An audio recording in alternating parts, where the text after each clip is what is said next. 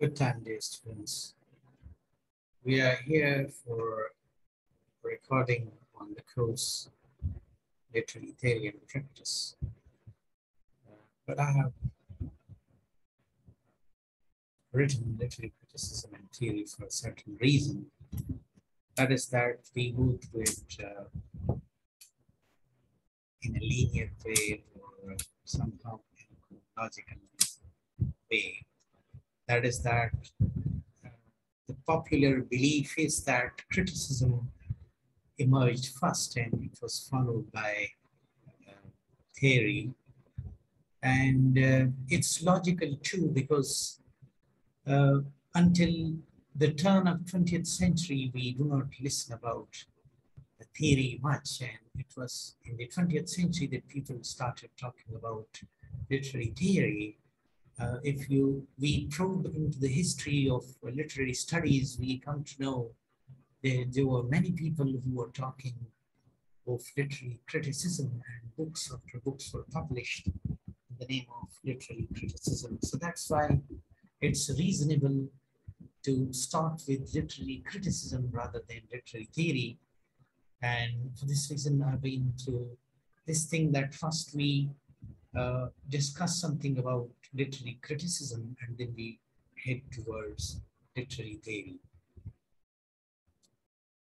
Literary criticism can be defined a number of ways, and different people have come up with different definitions of it. But since we are living in post-structuralist and post-modernist world, we are not supposed to reduce things to definitions, because definitions set limitations on the phenomena of different ideologies, different structures and things. That's why we are not leaning towards fixities on definitions, but somehow these definitions help us understand the basics of literary criticism. So here are a few words in bold, and you'll see literary criticism is the comparison, analysis, interpretation, and or evaluation of works of literature. So many times we compare one poem with another, we compare one short fiction with another, we compare one tragedy with another, we compare one comedy with another, and similarly we compare the cultural production of one culture with that of another. And comparative literature itself has become a dominant subject in the contemporary times. When it comes to analysis, so it's a broader term, and we can apply this term in too many directions, thinking of analyzing, in splitting one single unit into bits and pieces, and then decide what each bit and piece represents alone, and what they represent when they are in a single whole in the form of unity. And a similar term is that interpretation, that we are interpreting literary works from different perspectives. Evaluation of works of literature means that we are considering the artistic and thematic values of literary works. The artistic values are based mostly in the structures and in the manners and styles in which different genres of literary works are produced. But when we move towards themes, then we have moralities, we have politics, we have different ideologies which turn literature into something didactic.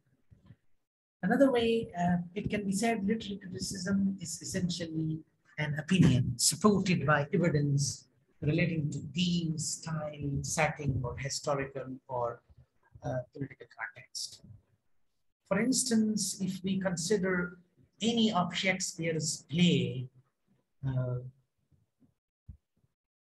let's say Hamlet.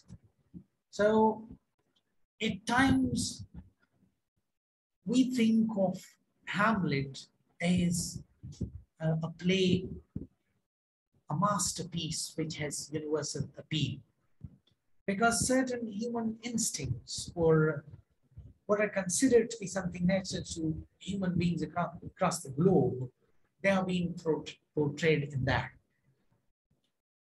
But at the same time, there will be critics who would be considering it related only to Elizabethan age, and they'll incorporate the stuff of Elizabethan age into it. And because my study is on the Tempest, specifically, so generally we can see enough stuff in the Tempest which can be applied to human beings across the globe.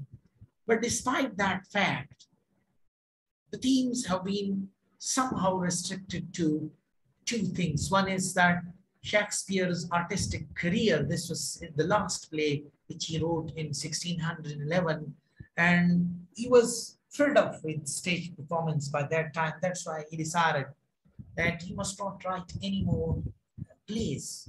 Although it is doubted that he wrote two plays after it in collaboration with Thomas Kidd, but it's not proved yet. People have different arguments. But the point is that The Tempest, on the one hand, is the end of his artistic career and the excellence to which Shakespeare reached. But on the other hand, whenever the post-colonial people are talking about The Tempest, so they consider it is a part of colonial project that was there. So we situate literary texts, cultural production, poetry, and art in different historical and political context, as I given you the example. So this is another view on literary criticism, that how it works. To be very foundational about literary criticism, we may assert that it asks what literature is, what is the nature of literature, and then we move back to Plato, that is imitation of imitation, what it does, and then we come to Aristotle, who says that it instructs and entertains, and what it is worth, and we come to Philip Sidney, that it dragonizes vice that much that people run away from it, and it degrades virtue that much that people are drawn towards it. In other words, we may say literary criticism is the method used to interpret any given work of literature, an individual work of literature. The different schools of literary criticism provide us with lenses which ultimately reveal important aspects of the literary work. If you remember, in one of my wise notes, I had told you that Louis Tyson's book is implied the term lens. That is, in simple words, you may consider it this way, that if you have a red lens, so you see things red. If you have green lens, then you see things green. If you have yellow lens, then you see things yellow. That's why he has implied the term lens, that is, you change the lens, the critical lens, you see things very much differently. So you remember about that thing. Now, criticism and hermeneutics. Hermeneutics is the way things are interpreted, or the knowledge of interpretation, which was there in ancient Egyptian and ancient Greece and Roman Empire.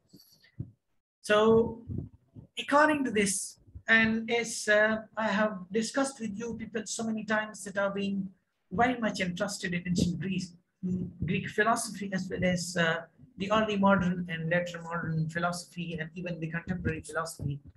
So I have come to know Aristotle also writes somewhere that the greatest characteristic of human being, which distinguishes human from animals, is the inquisitiveness in human beings. And my study on philosophy reveals this thing, that since Thales and Anaximenes, Anaximandros, and Zeno and certain other people, they attempted to understand the world they lived, and they tried to interpret where from the ocean came, where from the soil came. And that's why they developed the concept of the four humors. And then later on, atomists came and they proposed the theory of the concept of atoms that were there in abundance in giving us this universe. So the thing is that literary works reflect what is around us and engages us in probing into the how and what of various aspects of life. Many times, you would remember that Philip Sidney, in his An Apology for Poetry, states that when no other form of learning was there, that time poetry was the torch bearer of all learning. And he declares poetry to be the mother of all learning. The reason is that literary works, they imitate life, copy life, add something to it or delete something from it or things like that. And as Smith Warner states that literature is the criticism of life, though he uses the term poetry, but poetry may be, because poetry is also part of literature, that's why we may confidently say that literature is the criticism of life and the condition under the conditions of poetic truth and poetic beauty, or you may say literary truth and literary beauty.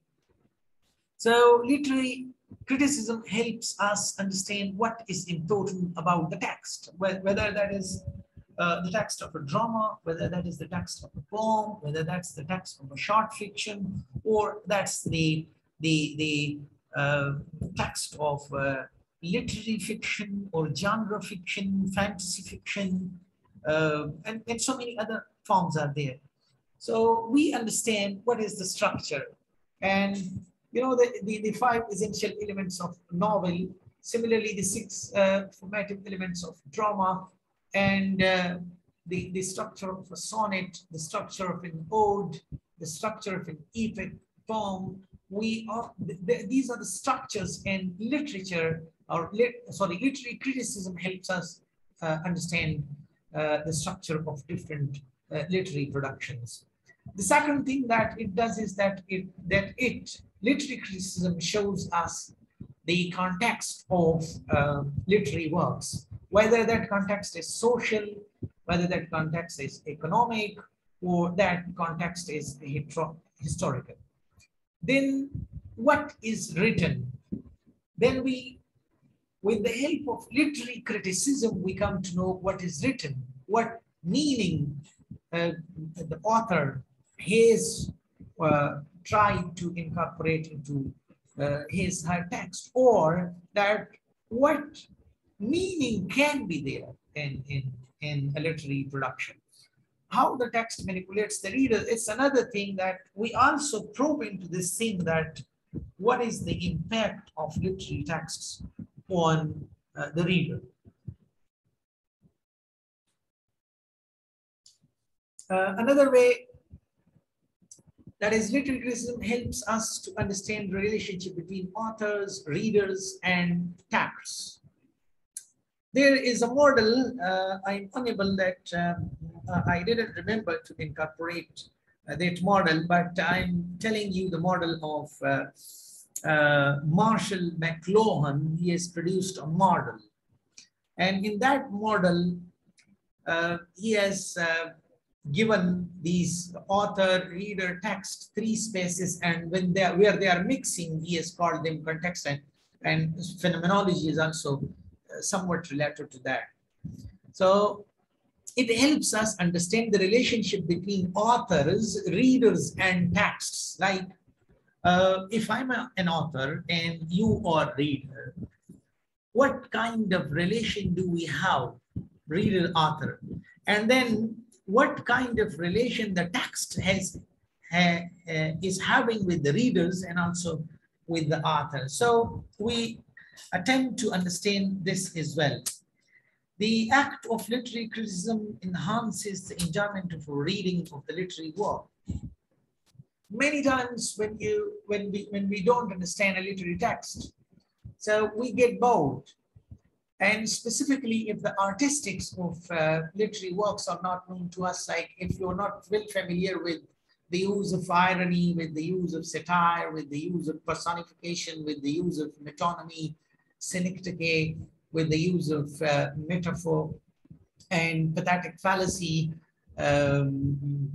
apostrophe, and so many other things. So then we cannot enjoy the literary works that much as if we are aware of that thing and we enjoy them.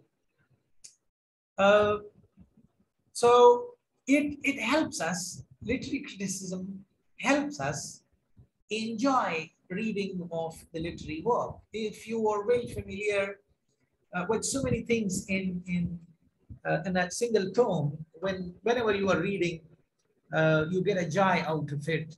And if you don't understand it, then this joy doesn't continue. Matthew Arnold, once again, I'm relying on him. He states in his essay on criticism, the function of criticism, he says that critics, he refers to critics, that critics help, or that criticism helps both the poets, means the creative writers, and the readers. There's a reason for it. That a poet or a fiction writer is not acknowledged and recognized until the readers are influenced. And the readers cannot be influenced until and unless the literary text is understood. Many times there are so many ambiguities, so many technicalities in literary texts that readers cannot understand them without the help of critics. So criticism functions both ways, that it helps the authors that they are understood and their texts are given meanings. At the same time, it aids, criticism aids to the enjoyment of the readers. Without the help of criticism, readers would not be able to enjoy things that much. So in a few words, to analyze, study, and evaluate works of literature, it's really simple. That's what we are doing to literature or literary text and literary criticism, and to form general principles for the examination of works of literature. That it also provides a yardstick for measuring other literary texts. So I'll be sharing another recording soon. Thank you.